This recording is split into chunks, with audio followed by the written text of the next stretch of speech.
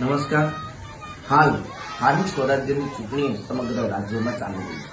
ત્યારે ગીર સોમનાથના કોડીનાર તાલુકાના વેલણ જિલ્લા પંચાયત સીટ ઉપર રાજ્યના શિક્ષણ મંત્રી ડોક્ટર પ્રદ્યુમન વાજા દ્વારા તમામ હદો વટાવી દીધી છે.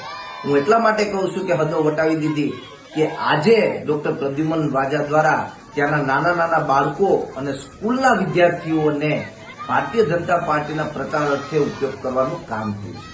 ત્યારે આજે હું રાજ્યના ચૂંટણી કમિશનને પણ કહેવા માંગીએ છીએ કે આ સરેઆમ ચૂંટણી પંચની ગાઈડલાઈનનું ઉલ્લંઘન આ ભારતીય જનતા પાર્ટીના મંત્રી દ્વારા કરવામાં આવી રહ્યું છે, તો તેના ઉપર કડકમાં કડક પગલાઓ લેવા જોઈએ. અને કોડીનારના ભારતીય જનતા પાર્ટીના આગેવાનોને પણ પૂછવા માંગીએ છીએ કે શું તમારી પાસે હવે પ્રચાર કરવા માટે કાર્યકર્તાઓ રહ્યા નથી કે તમારે આ માસૂમ બાળકોનું શિક્ષણ કાર્ય બગાડી અને તેને પ્રચાર અર્થે બહાર કાઢવામાં આવે છે.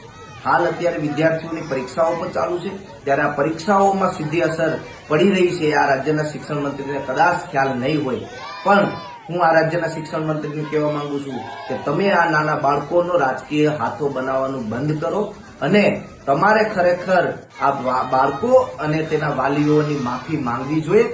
જો નહીં માંગો કે ચૂંટણી પંચ આમાં કોઈ પ્રકારના પગલાં નહીં લે તો આવનારા દિવસોમાં સમગ્ર ગુજરાતમાં શિક્ષણ મંત્રીનો વિરોધ એનએસયુઆઈ દ્વારા કરવામાં આવશે.